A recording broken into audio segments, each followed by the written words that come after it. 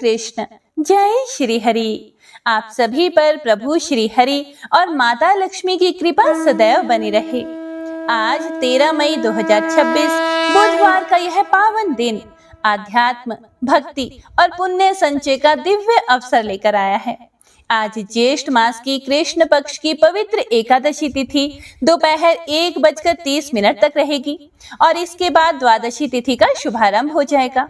सनातन धर्म में एकादशी को सभी व्रतों में श्रेष्ठ माना गया है और ऐसी मान्यता है कि इस दिन भगवान श्री हरि विष्णु स्वयं अपने भक्तों के कष्ट हरते हैं और जो भक्त श्रद्धा, संयम और भक्ति भाव से यह व्रत करता है उसके जीवन में सुख, शांति और सकारात्मक ऊर्जा का संचार होने लगता है। तो आज के शुभ मुहूर्त इस प्रकार से है। आज ब्रह्म मुहूर्त प्रातः 4 बजे से 4:50 तक, सूर्योदय सुबह 5:32 पर, अभिजीत मुहूर्त सुबह 11:51 से 12:45 तक, सूर्यास्त होगा सायं 7:04 पर और राहु काल दोपहर 12:18 से 1:59 तक रहेगा। इस समय में कोई भी शुभ कार्य करने से हमें बचना चाहिए। बुधवार का यह शुभ दिन विघ्नहर्ता भगवान श्री गणेश जी को समर्पित माना गया है और जो भी भक्त आज सच्चे मन से ओम गंग गणपतये नमः इस मंत्र का जप करते हैं उनके जीवन से बाधाएं दूर होती हैं और बुद्धि एवं सफलता की प्राप्ति होती है। कथा प्रारंभ करने से पहले आइए मंगल प्रार्थना करें। हे प्रभु श्री हरि, हमारे मन को भक्ति और सद्बुद्धि से प्रकाशित करें। हे गणपति बप्पा, हमारे जीवन के सभी विघ्न और बाधाओं को दूर करें। हे माता लक्ष्मी, हमारे घर परिवार में सुख, शांति और समृद्धि बनाए रखें। तो आइए भक्तों, भक्ति, श्रद्धा और विश्वास के साथ प्रारंभ करते हैं ज्येष्ठ मास के पावन अध्याय 13 की दिव्य एवं प्रेरणादायक कथा। जय श्री गणेश। हे प्रिय भक्तों, एकादशी का यह पावन दिन केवल व्रत रखने का नहीं बल्कि अपने मन को भगवान श्री हरि के चरणों में समर्पित करने का पावन दिन है। ऐसी मान्यता है कि इस दिन जो भक्त सच्चे मन से श्री कृष्ण का स्मरण करते हैं उनकी छोटी सी पुकार भी प्रभु तक अवश्य पहुंचती है। भक्ति में ना बड़ा धन चाहिए ना ही बड़ा ज्ञान चाहिए, भगवान को चाहिए तो बस एक सच्चा और निर्मल हृदय। आज की यह सुंदर कथा हमें यही सिखाती है कि जब भक्त प्रेम से भगवान को पुकारता है तब स्वयं श्री कृष्ण अपने भक्त की रक्षा करने के लिए दौड़े चले आते हैं। तो आइए महात्म्य कथा से पहले एकादशी के इस शुभ अवसर पर प्रेम, विश्वास और भक्ति से भरी यह दिव्य कथा सुनते हैं। कृष्ण और सच्चे भक्त की कथा। वृंदावन की पावन भूमि में एक ग्वाला रहता था और जिसका नाम था माधव। वह ना तो बड़ा ही ज्ञानी था और ना ही उसे पूजा पाठ के कठिन नियम ही आते थे, लेकिन उसके हृदय में श्री कृष्ण के लिए अपार प्रेम था। वही उसकी सबसे बड़ी पूजा थी। माधव का जीवन बहुत साधारण था। सुबह होते ही वह आंखें खोलकर सबसे पहले मुस्कुराते हुए कहता, हे मेरे गोपाल, आज भी मेरा हाथ मत छोड़ना। फिर वह अपनी गायों को लेकर निकल जाता और दिन भर उसके होंठों पर बस एक ही नाम रहता, कृष्ण कृष्ण। कभी वह बांसुरी की धुन सुनने की कल्पना करता, कभी मन ही मन कान्हा से बातें करता। गांव वाले कई बार उसका मजाक भी उड़ाते और कहते, अरे माधव, क्या सच में तेरा कृष्ण तुझसे बात करता है? माधव मुस्कुरा कर कहता, जिसे प्रेम होता है उसे अपने ठाकुर हर जगह दिखाई देते हैं। हे प्रिय भक्तों, एक दिन एकादशी का दिन आया। पूरा वृंदावन भक्ति में डूबा हुआ था। मंदिरों में घंटियां बज रही थी, हर ओर राधे कृष्ण का नाम गूंज रहा था। लेकिन उसी दिन अचानक मौसम बदल गया। काले बादल छा गए, तेज आंधी चलने लगी और देखते ही देखते मूसलाधार वर्षा शुरू हो गई। नदी का जल स्तर इतना बढ़ गया कि लोगों ने अपने घरों से निकलना ही बंद कर दिया और निकलते भी कैसे, पानी इतना बढ़ गया था। सब अपने अपने घरों में सुरक्षित थे, लेकिन माधव के मन में तो एक ही चिंता चल रही थी कि आज मेरे ठाकुर जी को भोग कौन लगाएगा। उसका मन बार बार बेचैन हो रहा था।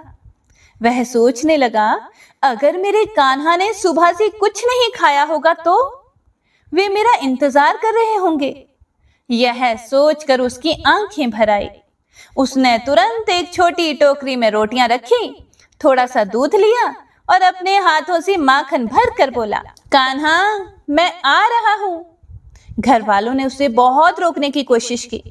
सब बोले कि माधव, बाहर जाना मौत को बुलाना है। लेकिन माधव, वो कहाँ रुकने वाला था।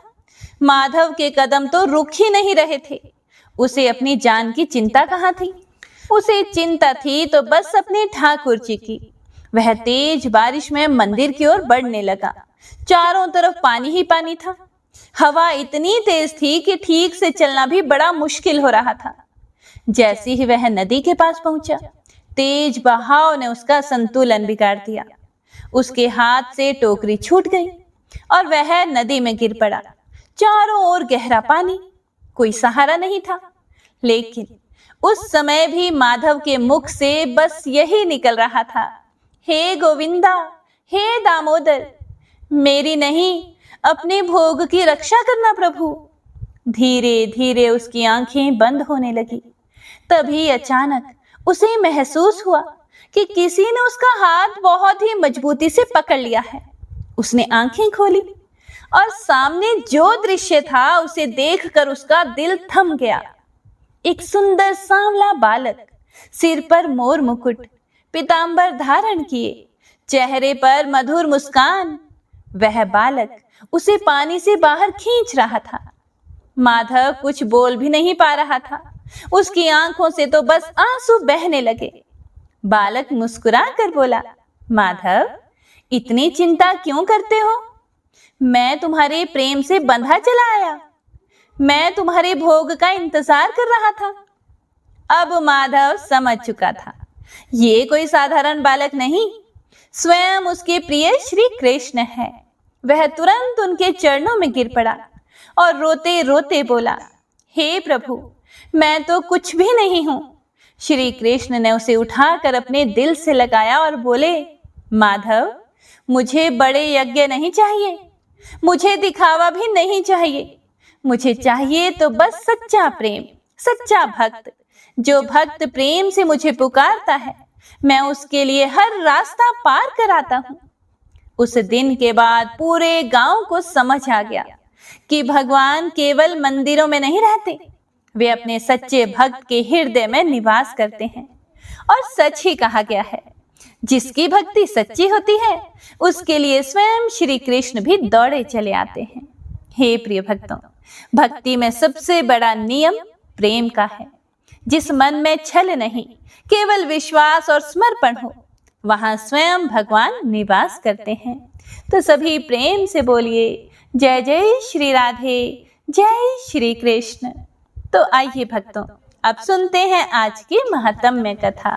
राजा शतानीक ने कहा, हे मुने, भगवान सूर्य की कथा सुनते सुनते मुझे तृप्ति नहीं होती, इसीलिए अब आप फिर से उन्हीं के गुणों और चरित्रों का वर्णन करें। फिर सुमंतु मुनि बोले, राजन, पूर्व काल में ब्रह्मा जी ने भगवान सूर्य की जो पवित्र कथा ऋषियों को सुनाई थी, उसे मैं आपको सुनाता हूँ। वह कथा पापों को नष्ट करने वाली है। एक समय भगवान सूर्य के प्रचंड तेज से संतप्त होकर ऋषियों ने ब्रह्मा जी से पूछा कि हे ब्रह्मदेव, आकाश में स्थित यह अग्नि के तुल्य दाह करने वाला तेज पुंज कौन है? फिर ब्रह्मा जी बोले, हे मुनीश्वरों, प्रलय के समय जब सारा स्थावर जंगम जगत नष्ट हो गया, उस समय सर्वत्र अंधकार ही अंधकार व्याप्त था। उस समय सर्वप्रथम बुद्धि उत्पन्न हुई, बुद्धि से अहंकार उत्पन्न हुआ तथा अहंकार से आकाश आदि पंच महाभूतों की उत्पत्ति हुई और उनसे एक अंड उत्पन्न हुआ, जिसमें 7 लोक और 7 समुद्रों सहित पृथ्वी स्थित है। उसी अंड में स्वयं ब्रह्मा तथा विष्णु और शिव भी स्थित थे। अंधकार से सभी व्याकुल हो गए थे। उसके बाद सब परमेश्वर का ध्यान करने लगे। ध्यान करने से अंधकार को हरण करने वाला एक तेज पुंज प्रकट हुआ। उसे देखकर हम सभी इस प्रकार से उनकी स्तुति करने लगे। हे सनातन देव देव, आप ही समस्त चराचर प्राणियों के आदि सृष्टा एवं ईश्वरों के ईश्वर तथा आदि देव हैं। देवता, गंधर्व, राक्षस, मुनि, किन्नर, सिद्ध, नाग तथा तिर्यक योनियों के आप ही जीवनाधार हैं। आप ही ब्रह्मा, आप ही शिव, आप ही विष्णु, प्रजापति, वायु, इंद्र, सोम, विवस्वान, वरुण तथा काल हैं एवं जगत के सृष्टा, संहर्ता, पालनकर्ता और सबके शासक भी आप ही हैं। आप ही नदी, आप ही सागर, पर्वत, विद्युत, इंद्रधनुष इत्यादि सब कुछ आप ही हैं। प्रलय, प्रभव, व्यक्त एवं अव्यक्त भी आप ही हैं। ईश्वर से परे विद्या, विद्या से परे शिव तथा शिव से परतर आप परम देव हैं। हे परमात्मन, आपके पाणी, पाद, अक्षि, सिर, मुख सर्वत्र चतुर्दिक व्याप्त हैं। आपकी दैदीप्यमान सहस्त्रों किरणें सब ओर व्याप्त हैं। भूः, भुवः, स्वः, मः, जनः, तपः तथा सत्य इत्यादि समस्त लोकों में आपका ही प्रचंड एवं प्रदीप्त तेज प्रकाशित है। इंद्र आदि देवताओं से भी दुर्निरीक्ष भृगु, अत्रि, पुलह आदि ऋषियों एवं सिद्धों द्वारा सेवित अत्यंत कल्याणकारी एवं शांत रूप वाले आपको नमस्कार है। हे देव, आपका वह रूप 5, 10 अथवा 11 इंद्रियों आदि से अगम्य है। उस रूप की देवता सदा वंदना करते रहते हैं। हे देव, हे विश्व सृष्टा, विश्व में स्थित तथा विश्वभूत आपके अचिंत्य रूप की इंद्र आदि देवता अर्चना करते रहते हैं। आपके उस रूप को नमस्कार है। हे नाथ, आपका रूप यज्ञ, देवता, लोक, आकाश इन सब से परे है। आप दुर्तिक्रम नाम से विख्यात हैं। इससे भी परे आपका अनंत रूप है। इसीलिए आपका रूप परमात्मा नाम से प्रसिद्ध है। ऐसे रूप वाले आपको हमारा नमस्कार है। हे अनादि निधन ज्ञान निधि, आपका रूप अविज्ञ, अचिंत्य, अव्यय एवं अध्यात्मगत है। आपको नमस्कार है। हे कारणों के कारण, पाप एवं रोग के विनाशक, वंदितों के भी वंद्य, पंचदशात्मक, सभी के लिए श्रेष्ठ वरदाता तथा सभी प्रकार के बल देने वाले हैं। आपको सदा बारंबार नमस्कार है। ब्रह्मा जी बोले कि इस प्रकार हमारी स्तुति से प्रसन्न होकर वे तेजस रूप कल्याणकारी देव मधुर वाणी में बोले, हे देवगण, आप क्या चाहते हैं? तब हमने कहा कि हे प्रभु, आपके इस प्रचंड तप्त रूप को देखने में कोई भी समर्थ नहीं है। इसीलिए संसार के कल्याण के लिए आप सौम्य रूप धारण करें। देवताओं की ऐसी प्रार्थना सुनकर उन्होंने एवं अस्तु कहकर सभी को सुख देने वाला उत्तम रूप धारण कर लिया। सुमंतु मुनि ने आगे कहा कि हे राजन, सांख्य योग का आश्रय ग्रहण करने वाले योगी आदि तथा मोक्ष की अभिलाषा रखने वाले पुरुष इनका ही ध्यान करते हैं। इनके ध्यान से बड़े बड़े पाप भी नष्ट हो जाते हैं। अग्निहोत्र, वेद पाठ और प्रचुर दक्षिणा से युक्त यज्ञ भी भगवान सूर्य की भक्ति के 16वीं कला के तुल्य भी फलदायक नहीं है। ये तीर्थों के भी तीर्थ, मंगलों के भी मंगल और पवित्रों को भी पवित्र करने वाले हैं। जो इनकी आराधना करते हैं वे सभी पापों से मुक्त होकर सूर्यलोक को प्राप्त करते हैं। वेदादि शास्त्रों में भगवान दिवसपति उपासना आदि के द्वारा जिस प्रकार सुलभ हो जाते हैं, उसी प्रकार सूर्य देव समस्त लोकों के उपास्य हैं। राजा शतानीक ने पूछा, हे मुने, देवता तथा ऋषियों ने किस प्रकार भगवान सूर्य का सुंदर रूप बनवाया, यह भी अब बताएं। फिर सुमंतु मुनि बोले, राजन, एक समय सभी ऋषियों ने ब्रह्मलोक में जाकर ब्रह्मा जी से प्रार्थना की कि हे ब्रह्मदेव, अदिति के पुत्र सूर्य नारायण आकाश में अति प्रचंड तेज से तप रहे हैं। जिस प्रकार नदी का किनारा सूख जाता है, वैसे ही अखिल जगत विनाश को प्राप्त हो रहा है। हम सब भी अति पीड़ित हैं और आपका आसन कमल पुष्प भी सूखा जा रहा है।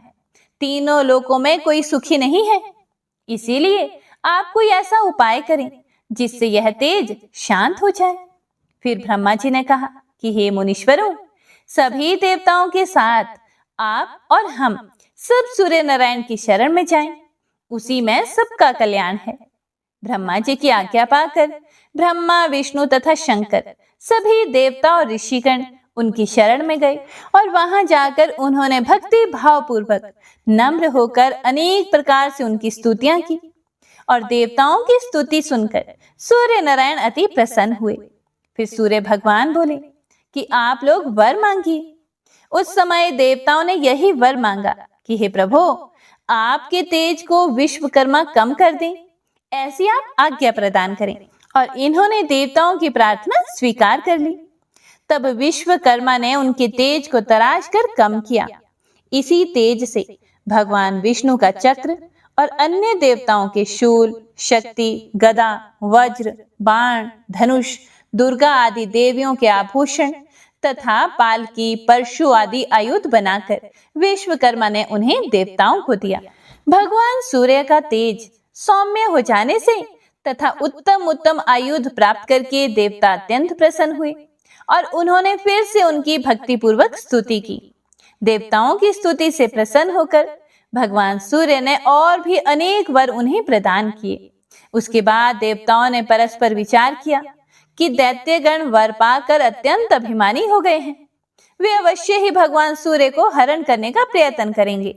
इसीलिए उन सबको नष्ट करने के लिए तथा इनकी रक्षा के लिए हमें चाहिए कि हम इनके चारों ओर खड़े हो जाएं, जिससे कि ये दैत्य सूर्य को देख ना सके। ऐसा सोचकर स्कंद दंड नायक का रूप धारण करके भगवान सूर्य के बाईं ओर स्थित हो गए और भगवान सूर्य ने दंड नायक को जीवों के शुभाशुभ कर्मों को लिखने का निर्देश दिया। दंड का निर्णय करने तथा दंड नीति का निर्धारण करने से दंड नायक नाम पड़ा। अग्निदेव पिंगल वर्ण के होने के कारण पिंगल नाम से प्रसिद्ध हुए और सूर्य भगवान की दाहिनी ओर स्थित हुए। इसी प्रकार दोनों पार्श्वों में दो अश्वनी कुमार स्थित हुए। वे अश्व रूप से उत्पन्न होने के कारण अश्वनी कुमार कहलाए। महाबलशाली राज्ञ और श्रोष दो द्वारपाल हुए। राज्ञ कार्तिकेय के और श्रोष हर के अवतार कहे गए हैं। लोक पूज्य ये दोनों द्वारपाल धर्म और अर्थ के रूप में प्रथम द्वार पर रहते हैं। दूसरे द्वार पर कलमाश और पक्षी ये दो द्वारपाल रहते हैं। इनमें से कलमाश यमराज के रूप हैं और पक्षी गरुड़ रूप हैं। ये दोनों दक्षिण दिशा में स्थित हैं। कुबेर और विनायक उत्तर में तथा दिंडी और रेवंत पूर्व दिशा में स्थित है। दिंडी रुद्र रूप हैं और रेवंत भगवान सूर्य के पुत्र हैं। ये सब देवता दैत्यों को मारने के लिए सूर्य नारायण के चारों ओर स्थित है और सुंदर रूप वाले विरूप, अन्य रूप और काम रूप हैं तथा अनेक प्रकार के आयुध धारण किए हैं। चारों वेद भी उत्तम रूप धारण करके भगवान सूर्य के चारों ओर स्थित हैं। सुमंतु मुनि ने आगे कहा, हे राजन, अब भगवान सूर्य के मुख्य आयुध व्योम का लक्षण कहता हूं, उसे भी सुनो। भगवान सूर्य का आयुध व्योम सर्वदेवमय है। वह 4 श्रृंगों से युक्त है तथा स्वर्ण का बना हुआ है। जिस प्रकार वरुण का पाश, ब्रह्मा का हुंकार, विष्णु का चक्र, त्र्यंबक का त्रिशूल तथा इंद्र का आयुध वज्र है, उसी प्रकार भगवान सूर्य का आयुध व्योम है। उस व्योम में 11 रुद्र, 12 आदित्य, 10 विश्वदेव, 8 वसुगण तथा 2 अश्विनी कुमार, ये सभी अपनी अपनी कलाओं के साथ स्थित हैं। हर, शर्व, त्र्यंबक, वृषाकपि, शंभु, कपर्दी, रैवत, अपराजित, ईश्वर, अहिर्बुधन्य और भुवन अर्थात भव, ये 11 रुद्र हैं। ध्रुव, धर, सोम, अनिल, अनल, अप, प्रत्युष और प्रभास, ये 8 वसु हैं। नासत्य और दस्र, ये 2 अश्विनी कुमार हैं। क्रतु, दक्ष, वसु, सत्य, काल, काम, धृति, कुरु, शंकुमात्र तथा वामन, ये 10 विश्वदेव हैं। सौम्य, बहिर्षद और अग्निश्वात, ये 3 पितृ हैं। सूर्य, सोम, भौम, बुध, गुरु, शुक्र, शनि, राहु और केतु ये नवग्रह हैं। ये सदा जगत का भाव अभाव सूचित करते हैं। इनमें सूर्य और चंद्र मंडल ग्रह, भौम आदि 5 तारा ग्रह और राहु केतु छाया ग्रह कहलाते हैं। नक्षत्रों के अधिपति चंद्रमा हैं और ग्रहों के राजा सूर्य हैं। सूर्य कश्यप के पुत्र हैं और सोम धर्म के, बुध चंद्र के, गुरु और शुक्र प्रजापति भृगु के, शनि सूर्य के और राहु सिंहिका के और केतु ब्रह्मा जी के पुत्र हैं। पृथ्वी को भूलोक कहते हैं। भूलोक के स्वामी अग्नि, भूवरलोक के वायु और स्वरलोक के स्वामी सूर्य हैं। मरुदगण भूवरलोक में रहते हैं और रुद्र, अश्विनी कुमार, आदित्य, वसुगण तथा देवगण स्वरलोक में निवास करते हैं। चौथा महरलोक है जिसमें प्रजापतियों सहित कल्पवासी रहते हैं। पांचवें जनलोक में भूमिदान करने वाले तथा छठे तपोलोक में ऋभु, सनत कुमार तथा वैराज आदि ऋषि रहते हैं। सातवें सत्यलोक में वे पुरुष रहते हैं जो जन्म मरण से मुक्ति पा जाते हैं। इतिहास पुराण के वक्ता तथा श्रोता भी उस लोक को प्राप्त करते हैं। इसे ब्रह्मलोक भी कहा जाता है। इसमें ना किसी प्रकार का विघ्न है और ना ही किसी प्रकार की कोई बाधा। देव, दानव, गंधर्व, यक्ष, राक्षस, नाग, भूत और विद्याधर ये 8 देव योनियां हैं। इस प्रकार इस व्योम में 7 लोक स्थित हैं। मरुत, पितृ, अग्नि, ग्रह और 8 देव योनियां तथा मूर्त, अमूर्त सब देवता इसी व्योम में स्थित हैं। इसीलिए जो भक्ति और श्रद्धा से व्योम का पूजन करता है उसे सब देवताओं के पूजन का फल प्राप्त हो जाता है तथा वह सूर्य लोक को जाता है। इसीलिए अपने कल्याण के लिए सदा व्योम का पूजन करना चाहिए। हे महीपते, आकाश, ख, दिक्, व्योम, अंतरिक्ष, नभ, अंबर, पुष्कर, गगन, मेरु, विपुल, बिल, आपोछिद्र, शून्य, तमस, रोदसी, व्योम के इतने नाम कहे गए हैं। लवण, क्षीर, दधि, घृत, मधु, इक्षु तथा सुस्वादु अर्थात जल वाला ये 7 समुद्र हैं। हिमवान, हेमकूट, निषद, नील, श्वेत, श्रृंगवान ये 6 वर्ष पर्वत हैं। इनके मध्य महाराजत नामक पर्वत है। पृथ्वी के ऊपर लोकालोक पर्वत है। अनंतर अंडकपाल, इससे परे अग्नि, वायु, आकाश आदि भूत कहे गए हैं। इससे परे महान अहंकार, अहंकार से परे प्रकृति, प्रकृति से परे पुरुष और इस पुरुष से परे ईश्वर हैं, जिससे यह संपूर्ण जगत आवृत है। भगवान भास्कर ही ईश्वर हैं, उनसे यह जगत परिव्याप्त है। ये सहस्त्रों किरण वाले महान तेजस्वी चतुर्बाहु एवं महाबली है। भूरलोक, भूवरलोक, स्वरलोक, महरलोक, जनलोक, तपोलोक और सत्यलोक ये 7 लोक कहे गए हैं।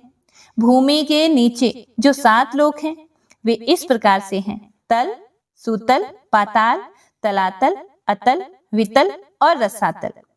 कांचन मेरु पर्वत भूमंडल के मध्य में फैला हुआ 4 रमणीय श्रृंगों से युक्त तथा सिद्ध गंधर्वों से सुसेवित है।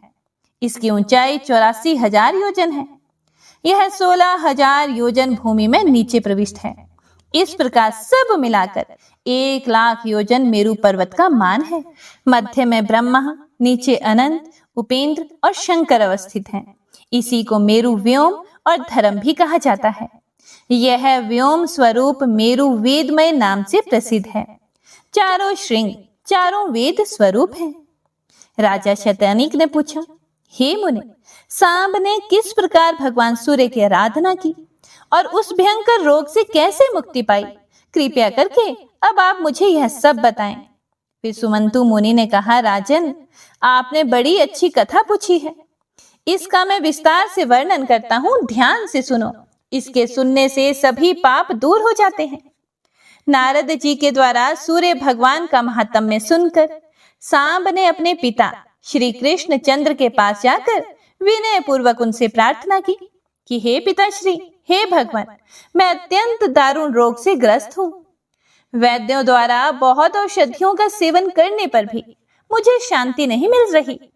अब आप आज्ञा दें कि मैं वन में जाकर तपस्या द्वारा अपने इस भयंकर रोग से छुटकारा प्राप्त करूं।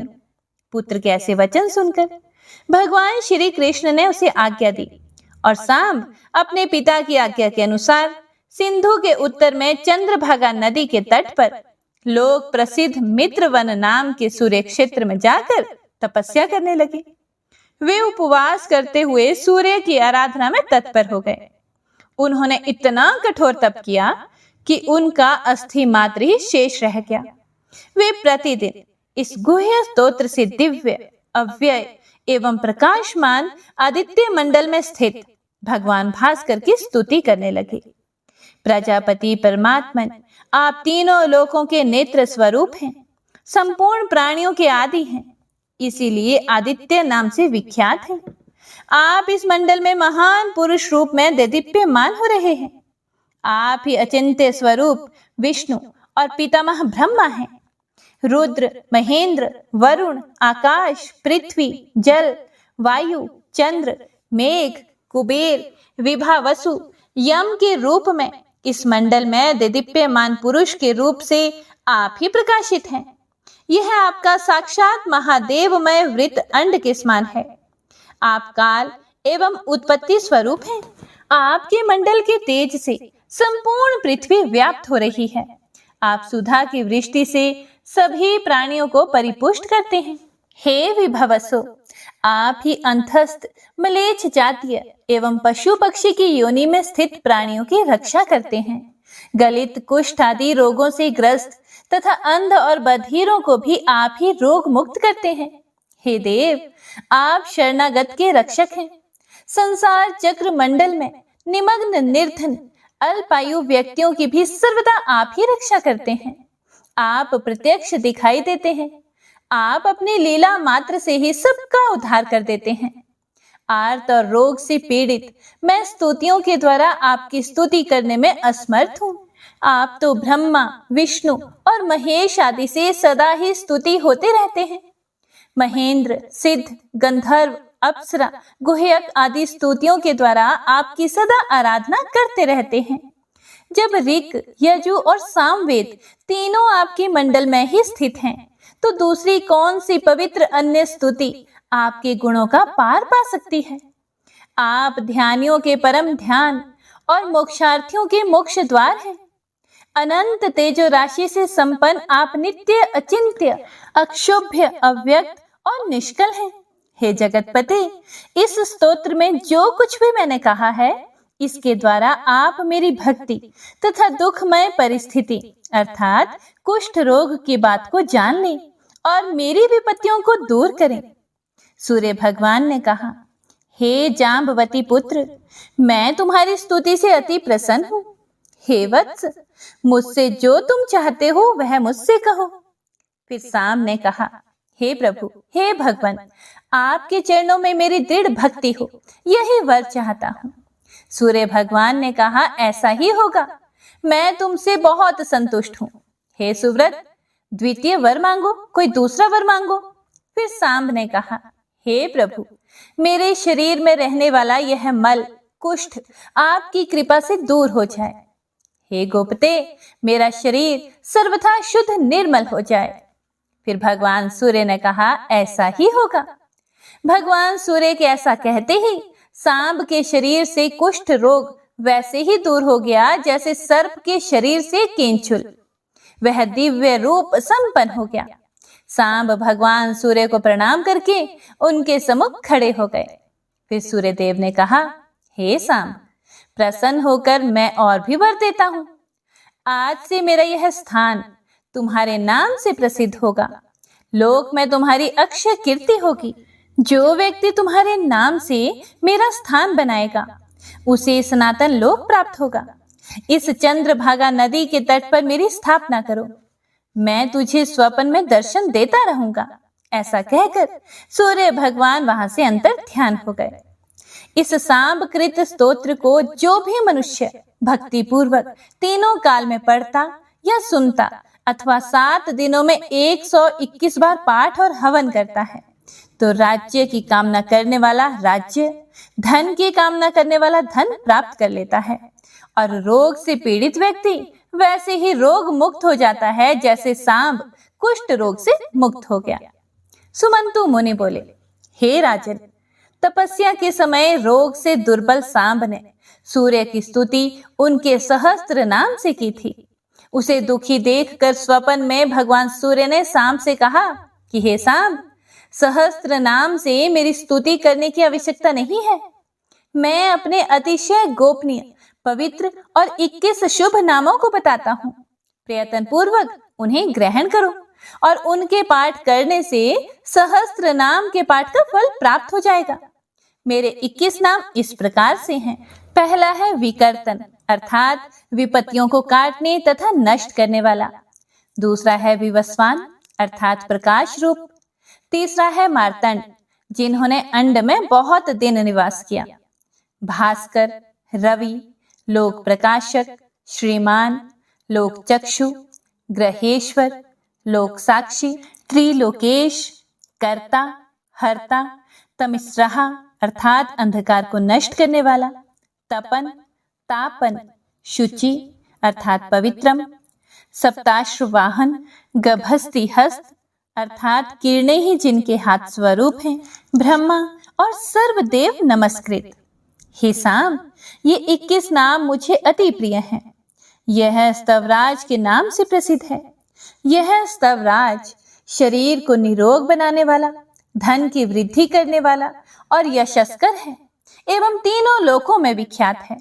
हे महाबाहु, इन नामों से उदय और अस्त दोनों संध्याओं के समय प्रणत होकर जो मेरी स्तुति करता है वह सभी पापों से मुक्त हो जाता है। मानसिक, वाचिक और शारीरिक जो भी दुष्कृत हैं वे सभी एक बार मेरे सम्मुख इसका जप करने से विनष्ट हो जाते हैं।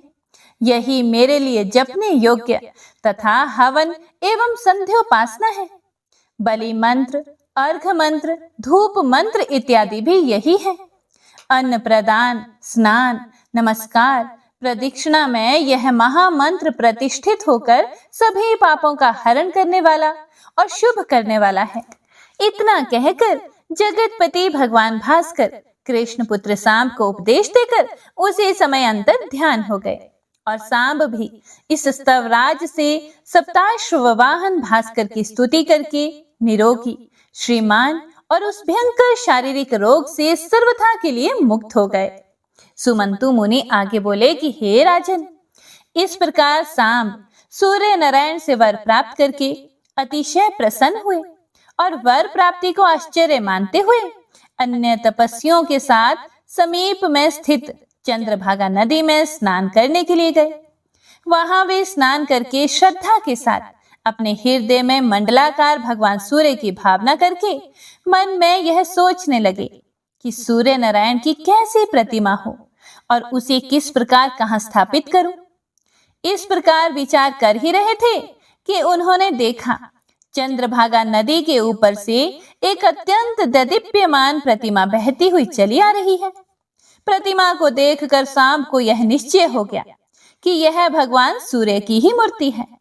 जैसी उन्होंने आज्ञा दी थी वही यह सूर्य प्रतिमा है, इसमें किसी प्रकार का कोई संदेह नहीं है।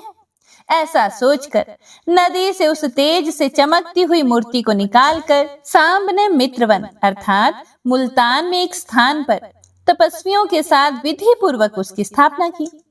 एक दिन सांब ने सूर्य प्रतिमा को प्रणाम करके पूछा कि हे नाथ, आपकी यह प्रतिमा किसने बनाई है?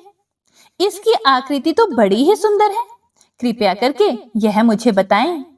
फिर प्रतिमा बोली कि हे सांब, पूर्व काल में मेरा रूप प्रचंड तेजोमय था।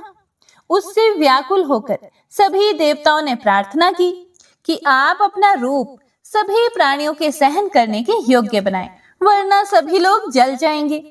और मैंने महातपस्वी विश्वकर्मा को आदेश दिया कि मेरे तेज को कम करके मेरा निर्माण करो। मेरा आदेश प्राप्त करके उन्होंने शाक द्वीप में चक्र को घुमाकर मेरे तेज को खराद दिया। उसी विश्वकर्मा ने कल्प वृक्ष के काष्ठ से यह मेरी सुलक्षणा प्रतिमा बनाई है। तुम्हारा उद्धार करने के लिए मेरी आज्ञा के अनुसार विश्वकर्मा ने ही सिद्ध सेवित हिमालय पर इसे निर्मित कर चंद्रभागा नदी में प्रवाहित कर दिया है। हे शाम, यह स्थान तो बड़ा ही शुभ है और बहुत सुंदर है। यहाँ मेरा सदा सानिध्य रहेगा। प्रातः मनुष्यगण इत चंद्रभागा के तट पर मेरा सानिध्य प्राप्त करेंगे। मध्याह्न में काल प्रिय में अर्थात कालपी में और अनंतर यहाँ प्रतिदिन मेरा दर्शन प्राप्त करेंगे। और पूर्वाहन में ब्रह्मा, मध्याह्न में विष्णु और अपराह्न में शंकर सदा पूजा करेंगे। हे महाबाहु, इस प्रकार भगवान सूर्य के ऐसा कहने पर सांब अत्यंत प्रसन्न हुए और भगवान सूर्य भी वहां पर अंतर ध्यान हो गए। ओम नमो नारायणाय। तो आज की महात्म्य कथा में बस इतना ही। इससे आगे का वृतांत आप सभी भक्तजन अगले अध्याय में जरूर सुनिएगा। तो आइए भक्तों, अब सुनते हैं श्री सूर्यदेव चालीसा। श्री रवि हरत हो घोरतम, अगणित किरण पसारी, वंदन करु तब चरणन में, अर्घ देउ जलधारी। सकल सृष्टि के स्वामी हो, सचराचर के नाथ, निस्दिन होत तुमसे ही, होवत संध्या प्रभात। जय भगवान सूर्य तमहारी, जय खगेश दिनकर शुभकारी। तुम हो सृष्टि के नेत्र स्वरूपा, त्रिगुणधारी त्रैवेद स्वरूपा। तुम ही करता पालक संहारक, भुवन चतुर्दर्श के संचालक। सुंदर बदन चतुर्भुजधारी, रश्मि रथी तुम गगन विहारी। चक्र शंख अरु श्वेत कमल धर, वर मुद्रा सोहत चोटे कर। शीश मुकुट कुंडल गलमाला, चारु तिलक तब भाल विशाला। सप्त अश्वरथ अति द्रुतगामी, अरुण साथी गति अविरामी। रक्त वरुण आभूषण धारक, अति प्रिय तोहे लाल पदारथ। सर्वात्मा कहे तुम्हें ऋग्वेदा, मित्र कहे तुमको सब वेदा। पंच देवों में पूजे जाते, मन वांछित फल साधक पाते। द्वादश नाम जाप उद्धारक, रोग शोक अरु कष्ट निवारक। माँ कुंती तब ध्यान लगायो, दानवीर सुत कर्ण सो पायो। राजा युधिष्ठिर तब जस गायो, अक्षय पात्र वो वन में पायो। शस्त्र त्याग अर्जुन अकुरायो, बन आदित्य हृदय से पायो। विंध्याचल तब मार्ग में आयो, हाहाकार तिमिर से छायो। मुनि अगस्त्य गिरि गर्व मिटायो, निज टक बल से विंध्य नवायो। मुनि अगस्त्य तब महिमा गाई, सुमिर भय विजय रघुराई। तोहे विरोक मधुर फल जाना, मुख मैलिन ही तोहे हनुमाना। तब नंदन शनि देव कहावे, पवन के सुत शनि तीर मिटावे। यज्ञ व्रत स्तुति तुम्हारी कीन्ही, भेंट शुक्ल यजुर्वेद की दिन ही। सूर्यमुखी खरितर तब रूपा, कृष्ण सुदर्शन भानु स्वरूपा। नमन तोहे ओंकार स्वरूपा, नमन आत्मा अरु काल स्वरूपा। दिग दिगंत तब तेज प्रकाशे, उज्ज्वल रूप तुम ही आकाशे। दश दिगपाल करत तब सुमिरन, अंजलि नित्य करत हैं अर्पण। त्रिविध ताप हरता तुम भगवन, ज्ञान ज्योति करता तुम भगवन। सफल बनावे तब आराधना, गायत्री जप सरल है साधन। संध्या त्रिकाल करत जो कोई, पावे कृपा सदा तब वो ही। चित शांति सूर्याष्टक देव, व्याधि अपाधि सब हर लेवे। अष्टदल कमल यंत्र शुभकारी, पूजा उपासन तब सुखकारी। माघ मास शुद्ध सप्तमी पावन, आरंभ हो तब शुभ व्रत पालन। भानु सप्तमी मंगलकारी, भक्ति दायिनी दोषण हारी। रविवासर जो तुमको ध्यावे, पुत्रादिक दुख वैभव पावे। पाप रूपी पर्वत के विनाशी, व्रज रूप तुम हो अविनाशी। राहु आन तब ग्रास बनावे, ग्रहण सूर्यता को लग जावे। धर्म दान तप करते हैं साधक, मिटत राहु तब पीड़ा बाधक। सूर्य देव तब कृपा कीजे, दीर्घ आयु बल बुद्धि दीजे। सूर्य उपासना कर नित ध्यावे, कुष्ठ रोग से मुक्ति पावे। दक्षिण दिशा तोरी गति जावे, दक्षिणायन वो ही कहलावे। उत्तर मार्गी तोरो रथ होवे, उत्तरायण तब वो कहलावे। मन अरु वचन कर्म हो पावन, संयम करता भलित आराधना। भरत दास चिंतन करत, घर दिन कर तब ध्यान। रखियो कृपा इस भक्त पे, तुम्हारी सूर्य भगवान। जय सूर्यदेव।